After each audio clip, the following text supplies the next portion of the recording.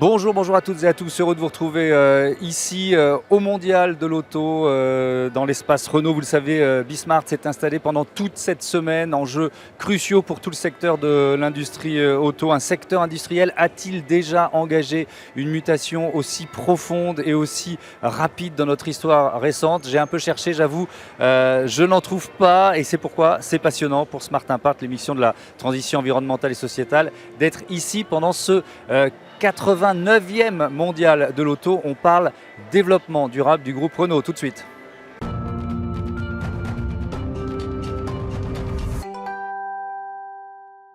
Bonjour Claire Martinet. Vous êtes la directrice du développement durable du groupe Renault. Alors, je vous avais reçu à Bismart, un peu chez moi, et maintenant on est chez vous, donc merci de nous accueillir, c'est vraiment très sympa. Il y a une question qui est assez centrale pour commencer, qui est un peu évidente, mais le développement durable, moi je continue de dire RSE, à quel point c'est stratégique au sein du groupe Renault aujourd'hui?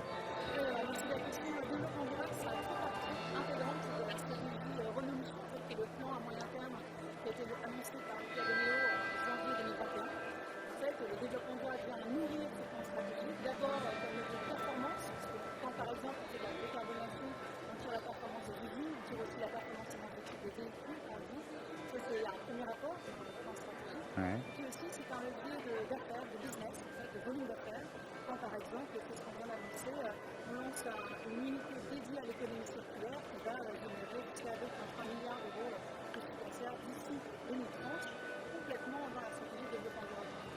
Ouais. Et du business, évidemment. Renolution, c'est une révolution, une renolution qui est en cours, qui prend du temps. Combien de temps? C'est-à-dire qu'il y a des stratégies, il y a des étapes qui sont prévues d'ores et déjà?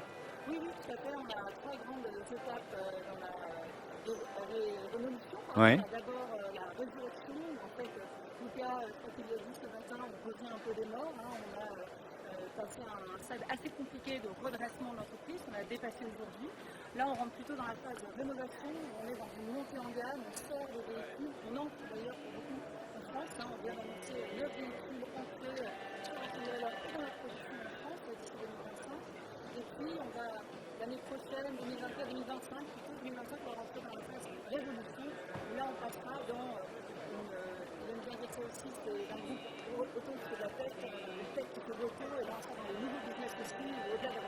Ouais.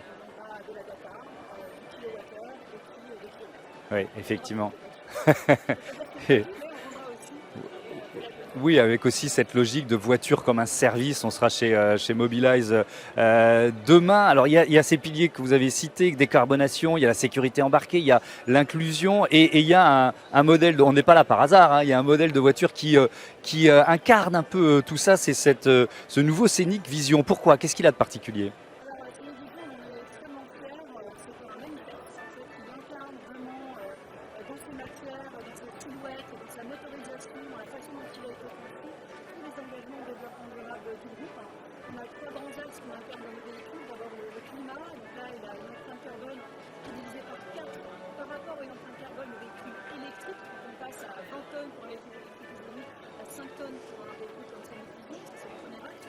Mhm.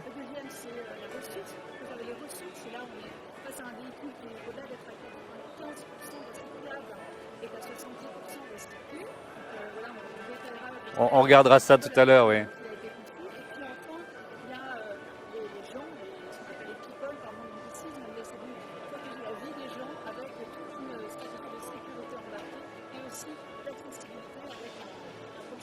Ouais. Ouais. Alors, quelques chiffres sur ces objectifs de décarbonation. Diminution de 22% de l'empreinte carbone des véhicules par rapport à 2010 et 100% de voitures Renault électriques, évidemment, ça c'est l'objectif 2030. Je reviens sur ces 22%, sur cette réduction sur une décennie. C'est passé par quoi? Ça a été quoi les leviers?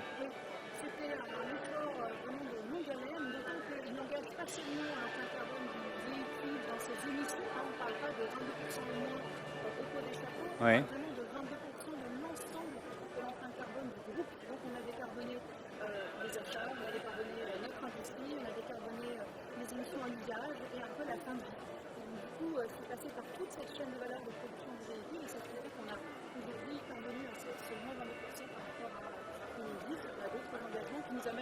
la carbone neutralité, c'est sur en Europe en 2040 et Ouais. puis dans le monde en 2050. Et encore, c'est tout long, pas seulement. Il y a une question de matériaux, évidemment. Vous avez identifié quoi, les matières, les composants qui pesaient le plus lourd dans ce bilan carbone. Oui, oui, oui. Alors, pour n'importe quel véhicule, la grande bataille de décarbonation dans la matière, c'est d'abord l'acier. C'est vraiment un des contributeurs majeurs à la décarbonation d'un véhicule. Et puis, il y a l'aluminium. Et puis, au fur et à mesure qu'on passera à l'électrique, il y aura toujours cette bataille de l'acier et de l'aluminium, mais le poids va se déplacer petit à petit vers la batterie. Une fois qu'on aura éliminé les émissions qui sortent du pot d'échappement, eh bien, il faudra s'attacher à la décarbonation de la batterie et de l'électricité qu'on utilisera pour recharger cette batterie. Par contre, on est très bien levé, l'électricité nucléaire, l'électricité considérée comme durable, donc ce sera bon.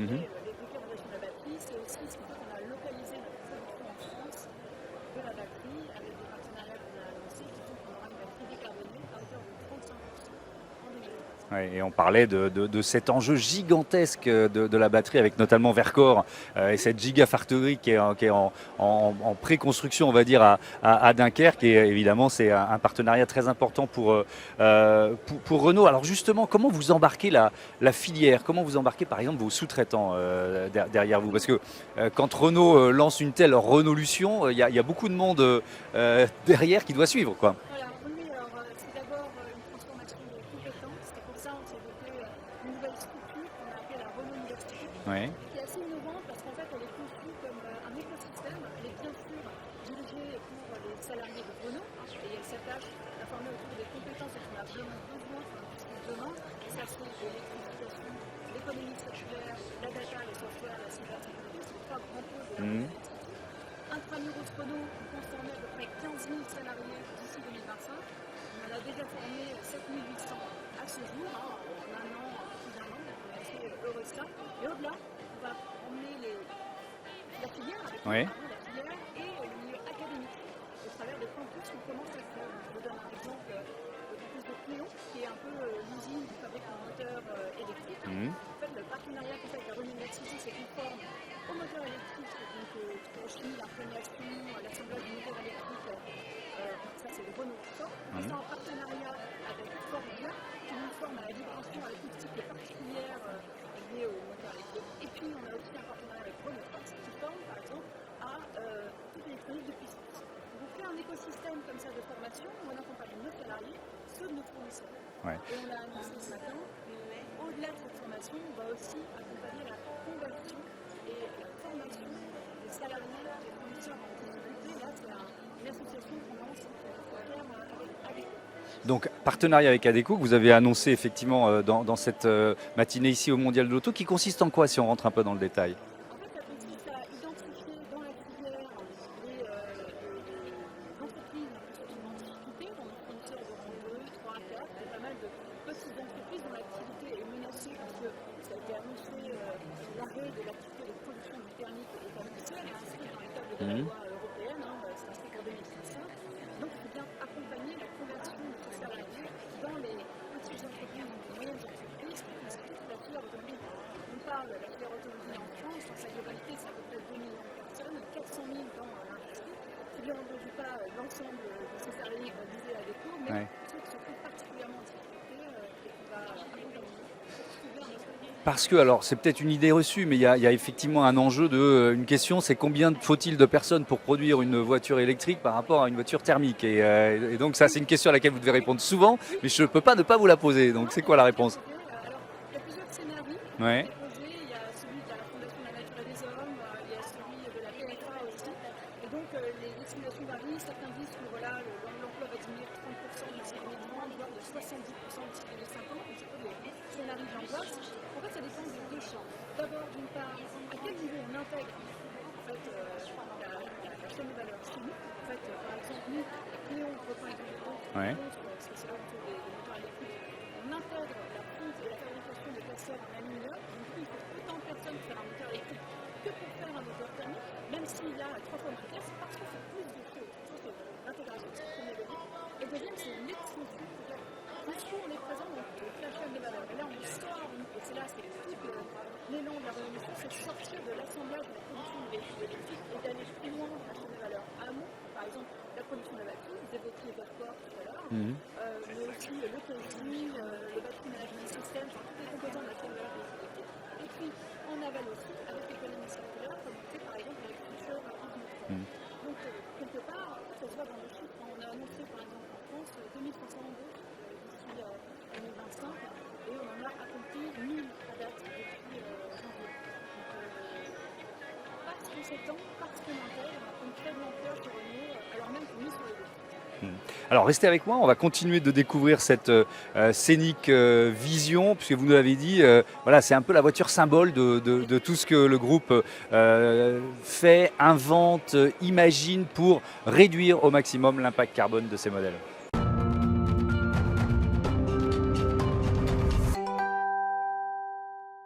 Et on accueille tout de suite Gilles Vidal, bonjour. Bonjour. Bienvenue, bienvenue chez vous dans pour nous faire découvrir votre bébé. Vous êtes le directeur du design de Renault et donc cette Scénic Vision. Déjà peut-être le principe général qui vous a animé pour imaginer, pour créer cette voiture. Alors cette voiture a plein de messages différents en fait. Sur l'extérieur, c'est une preview, si je puis dire, de la future Scénic de production.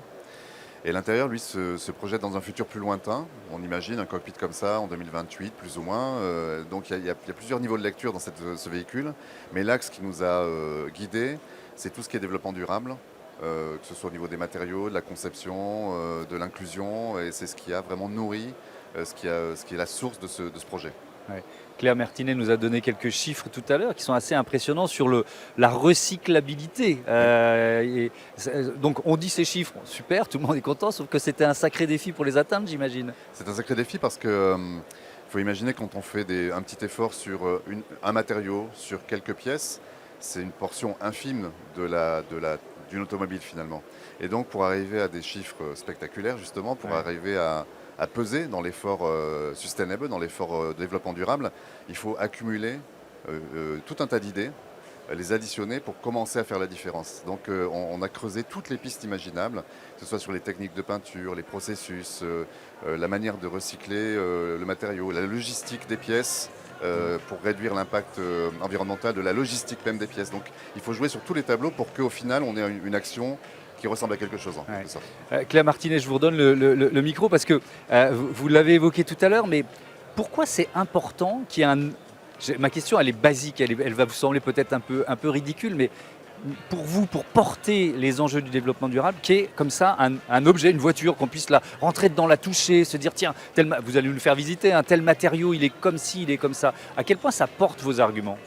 Alors, vraiment, au-delà du fait du symbole, en fait, de l'icône que ça peut représenter, de le faire un objet, en fait, dans la gouvernance, le management d'une entreprise automobile, le fait de faire un véhicule de cette manière, ça tire, en fait, ça tire le ça reste de entraîne les l'entreprise. équipes, quoi, avec Gilles aux avant-postes qui, avec ses équipes, sont extrêmement innovantes, vont chercher des startups, vont chercher des petites entreprises de la filière ou de l'écosystème, soit de l'économie circulaire, soit de la décarbonation ou de l'hydrogène, pour aller trouver des innovations qui sont qu'on ne peut pas encore mettre à l'échelle, mais qui, par contre, peuvent vraiment s'incarner dans un véhicule. En fait, ça montre que c'est possible, c'est comme une espèce de démonstration, et qu'à terme, on pourra le faire. Donc, en fait, c'est comme un projet pilote qui, derrière, pousse et tire l'ensemble de la gamme Renault. Et d'ailleurs, les objectifs qu'on a là, les chiffres qu'on a là de recyclabilité et de recycler se transforment en objectifs pour les véhicules Renault dans les années à venir. Ouais. Voilà. Bon, allez, on commence la visite. Vous pouvez reprendre le micro.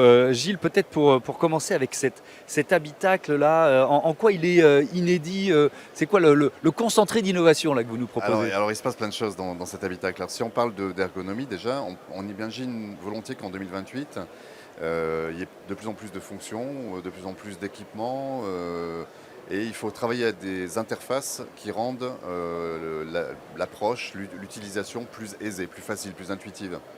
Parce qu'on veut garder l'attention du conducteur sur la route et pas forcément dans les écrans. Et donc l'effort qu'on imagine devoir faire à cet horizon-là pour faciliter l'attention, ne pas perturber, détourner l'attention du conducteur.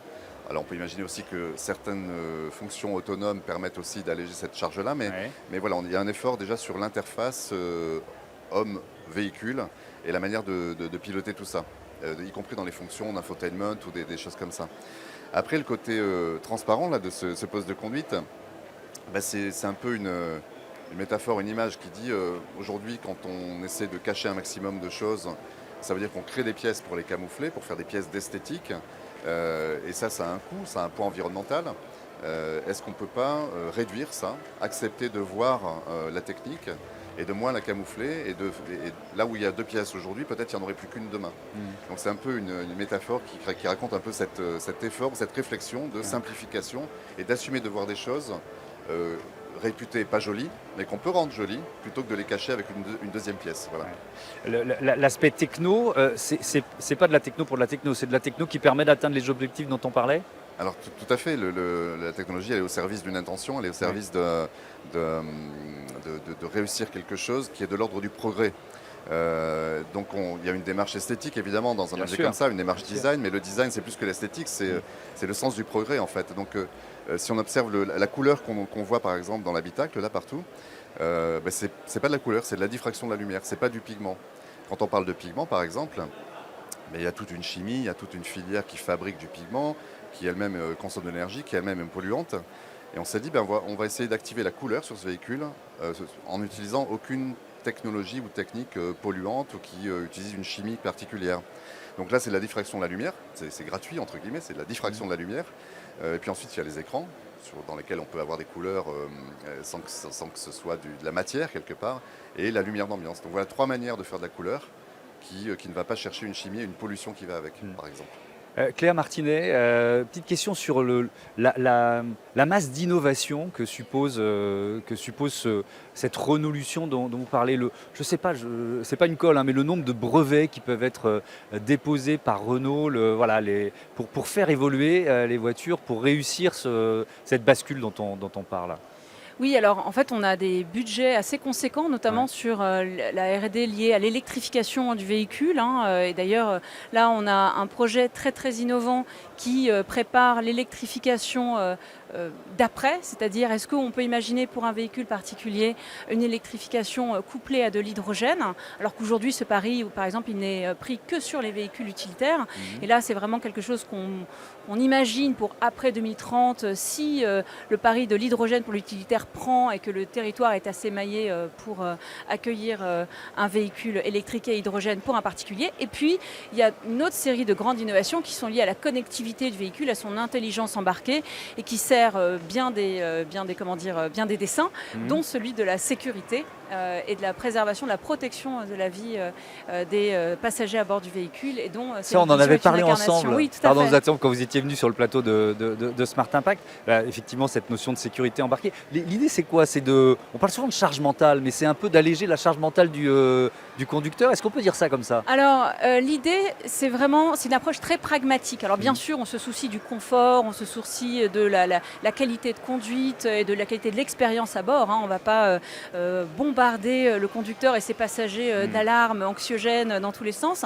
L'idée, c'est vraiment d'être très pragmatique. Et donc, ce qu'on a fait, c'est qu'on a analysé l'arbre des causes, en fait, le Pareto des causes de la mortalité sur les routes en Europe. En fait, on ne meurt pas des mêmes causes en Europe qu'en Inde ou en Amérique latine ou en Afrique du Nord ou du Sud par ailleurs. Donc en Europe, il y a 3 grandes causes de mortalité. La première, c'est la vitesse excessive ou inadaptée. La deuxième, c'est la distraction. Donc les enfants à l'arrière, le téléphone. Et la dernière, c'est la consommation de substances.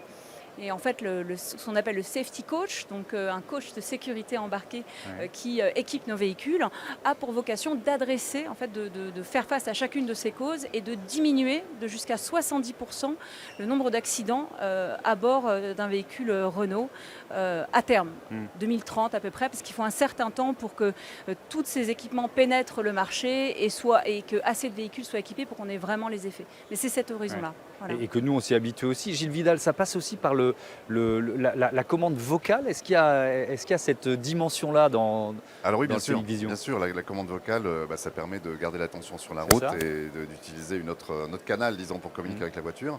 Alors, la commande vocale, ça existe depuis très longtemps dans les voitures. C'était perfectible jusque-là. Une commande vocale qui fonctionne bien, c'est un algorithme de reconnaissance vocale au meilleur niveau. C'est aussi un microphone, comme cela, Oui. de très bonne qualité. Peut-être un parce peu, que ça fait- un peu moins gros que celui-là, Un peu plus compact un peu peut-être. plus miniaturisé, ouais. Mais en tout cas de très bonne qualité, parce que Ouais. ça fait la différence également.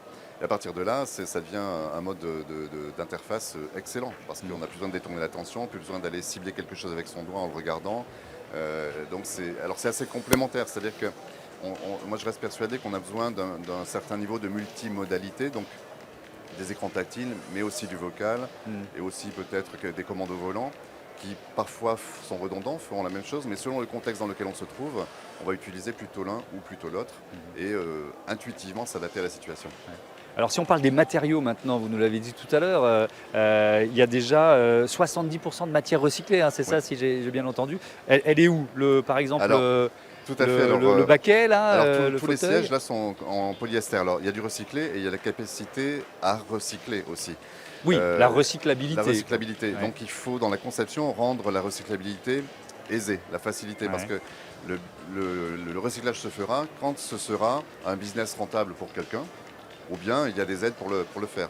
Mais si les gens perdent de l'argent à recycler des choses, Personne ne le fera, ça on est bien arrivera. d'accord. En tout cas, ça mettra plus de temps. Ça mettra plus de temps. Et donc, à nous de jouer, à nous de Ouais. rendre la chose aisée et rentable pour quelqu'un. Donc, ces sièges, par exemple, si on regarde les textiles, les fils de couture et la mousse qui est en dessous, tout ça est en polyester. Et donc, au lieu d'avoir à démonter tout un tas de matériaux de nature différente, on peut prendre tout ça dans la même benne et on peut le recycler facilement. Donc, déjà, on n'a pas perdu 3 jours à démonter sûr. tous les éléments et donc c'est beaucoup plus rapide et possiblement rentable pour quelqu'un. Alors après, on voit que tout est blanc cassé, gris clair. L'idée, c'est que là aussi, on n'est pas teinté. C'est la fibre naturelle qui est recyclée déjà une première fois. C'est la fibre naturelle et on assume sa couleur. Donc on accepte en tant que créatif finalement un rendu naturel où on intervient peu en termes d'intention de couleur, d'intention de tissage par exemple. Et c'est simplement la mise en forme qu'on donne, la forme qu'on donne aux objets qui fait le design quelque part. Et on accepte de se séparer d'une certaine part de l'esthétique au profit d'une démarche très environnementale justement. Le sol, là, le plancher, Le sol, qu'est-ce qu'il y a de particulier? alors c'est pareil, là c'est des bouteilles de lait recyclées et puis de la tuyauterie industrielle recyclée, les parties noires. Et donc c'est déjà pas mal d'arriver à faire 100% de cette pièce en recyclé intégralement. Et pourquoi c'est des coupes très graphiques, au-delà du fait que ces graphismes sont assez marrants, assez vibrants, c'est qu'on s'est dit, une grosse pièce comme ça qui est faite chez un fournisseur, si elle fait cette taille-là vraiment, la transporter dans des camions, ça fait une logistique un petit peu complexe. Donc on a coupé ça en tout petits morceaux, on peut les livrer dans des boîtes à chaussures et on peut imaginer que dans notre usine, un petit robot s'empare de tous les éléments, compose un sol différent dans chaque voiture, donc on peut avoir une voiture unique, mais la logistique du sol, là, entre le fournisseur qui fabrique ses plaques quelque part et nous, dans le même camion, on met 4 fois plus d'éléments, par exemple. Donc voilà, on va jusque dans la réflexion qui facilite la logistique. Voilà un exemple parfait de ce sujet-là. Claire Martinet, lesquelles de ces innovations, on ne peut pas faire tout le tour, on en cite déjà quelques-unes, sont déjà à l'œuvre dans d'autres modèles ou je peux poser la question différemment, combien de temps ça va prendre pour les diffuser dans le plus de modèles possible de la marque Renault ou même des marques du groupe Renault? Oui, alors le secteur automobile se transforme vite, mais le temps de développement d'un modèle est un temps plutôt long. Donc là, tous les objectifs qu'on a là, donc là les chiffres, donc on a 70% de matière recyclée par exemple. Aujourd'hui, en moyenne, un véhicule sur le marché, il est composé entre 20 et 25% de matière recyclée. Donc petit à petit, dans les années qui viennent, on va étendre et pousser cet objectif. On aura bientôt un objectif sur les plastiques recyclés. Aujourd'hui, on a un objectif global de matière recyclée qui est de 33% à horizon 2030 dans l'ensemble des véhicules du groupe Renault Monde et qu'on va pousser davantage, notamment avec l'aide de Future is Neutral, qui est notre nouvelle entité dédiée à l'économie circulaire et qui va nous fournir en boucle courte, c'est-à-dire de la voiture vers la voiture. C'est ça qui est très intéressant, parce que matière recyclée, vous pouvez le prendre d'autres industries. Par exemple ici, et c'est tout à fait vertueux, il y a le carbone qui est pris de l'industrie aéronautique. Nous, ce qu'on va essayer de développer en plus, c'est des boucles courtes, c'est-à-dire de la voiture vers la voiture. Donc les câblages de cuivre d'une voiture électrique en fin de vie, on pourra les récupérer et ça pourra constituer le cuivre de câble d'un véhicule électrique neuf. neuf. Pareil pour les platinoïdes, pareil pour l'acier et pareil pour l'aluminium, qui sont des grandes matières dans lesquelles on va investir en matière de boucle courte. Mais ça veut dire que ces filières d'économie circulaire, elles existaient parfois, elles étaient un peu balbutiantes. C'est quoi la logique qui consiste Oui. à les réintégrer ou à les booster à ce point? Oui, alors bien entendu, il y a un faisceau réglementaire qui sûr. est là et qui est annoncé de longue date. Nous, en fait, chez Renault, on a, comment dire, c'est quelque chose dans lequel on investit depuis 2005. En fait, l'entité qu'on a créée récemment, elle se bâtit sur des filiales qui sont les nôtres depuis 2005, donc ça fait plus de 17... Qu'est-ce que je raconte, 17 ans 17 ans? Oui, 17 ans. Ouais. 17 Presque ans la majorité. qu'on investit.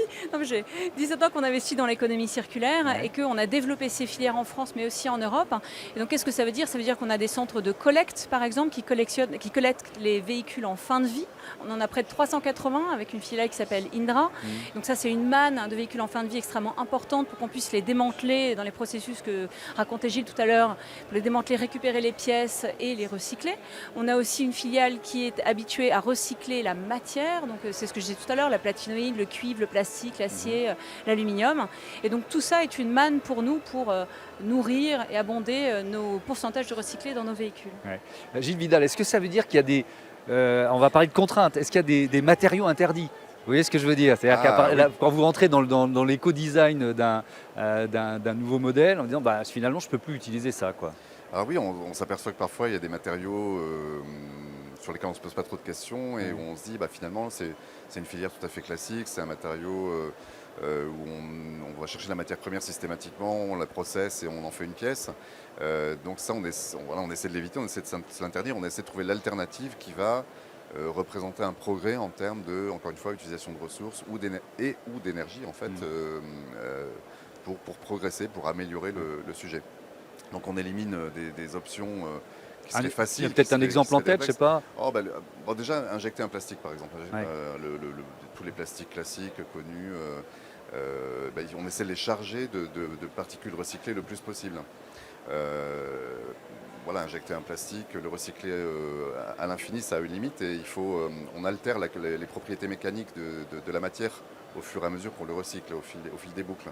Aujourd'hui, la limite de la tenue structurelle, c'est de rajouter jusqu'à 20-25% grand maximum d'éléments recyclés dans un plastique neuf, entre guillemets, un sourcing neuf, si je peux le dire comme ça. Mais là, on essaie en tout cas d'activer au moins ça, c'est-à-dire le maximum que l'on sait faire et maîtriser aujourd'hui. Alors les matériaux interdits, en fait, il n'y en a pas tant que ça finalement, parce qu'on parlait du carbone tout à l'heure. Les pièces extérieures de passage de roues et de bas de caisse sont en carbone recyclé issu de l'aéronautique. Évidemment, mettre en œuvre du carbone neuf, c'est des résines complexes, c'est une filière assez polluante, mais très efficace en termes de performance. Recycler des pièces qui existent déjà, dans un processus, il y a des acteurs déjà sur le sujet d'ailleurs, c'est un processus très peu polluant, très peu consommateur d'énergie, et tout d'un coup, ça devient excellent. Et l'industrie aéronautique produit plusieurs dizaines de tonnes de carbone à recycler tous les ans, ça commence à faire quelques pièces de plastique. Donc une matière qui serait interdite à la base, quand on la recycle, devient excellente. Ouais. Il nous reste une minute, c'est passé trop vite. Est-ce qu'il y a une innovation qu'on a oubliée, dont il faut absolument parler? Parce qu'on a pas mal fait le tour quand même. On a pas mal fait le tour. On peut parler de la peinture extérieure. La première fois Ouais. qu'on a présenté ce véhicule, il était noir. Okay. Il était noir parce qu'on essayait de trouver une manière de faire en sorte que la peinture soit moins polluante d'une manière ou d'une autre. Alors la peinture noire, on avait trouvé le pigment dans la décarbonation de l'atmosphère. Donc quand on fait de la captation de carbone dans l'air, on produit une espèce de poudre noire dont on s'est servi comme pigment pour faire la peinture noire. Donc encore une fois, plutôt que d'aller fabriquer des pigments avec tout un processus industriel, on a capté une matière qui par ailleurs dépollue quelque chose. Puis on s'est dit, on va essayer peut-être de changer la couleur pour aussi découvrir ce véhicule un peu autrement en termes d'esthétique. On s'est dit, mais on ne peut pas revenir sur une peinture classique à l'ancienne, si je puis dire. Enfin, l'ancienne. Un peu l'actualité quand même d'aujourd'hui, traditionnelle, c'est un meilleur terme. Et là, on a trouvé une peinture qui fait que le processus en usine consomme 75% d'énergie de moins que n'importe quelle teinte d'aujourd'hui que vous voyez autour de nous. Donc un axe un peu différent de la première, mais qui est super intéressant. Eh ben voilà, ça valait le coup de parler de la peinture. Merci beaucoup, merci à tous les deux. C'était Merci. passionnant de découvrir donc cette scénique vision qui porte, qui incarne, voilà, qui concentre les objectifs de décarbonation et de développement durable du groupe Renault. Évidemment, notre antenne spéciale mondiale de l'auto continue sur Bismart. Salut.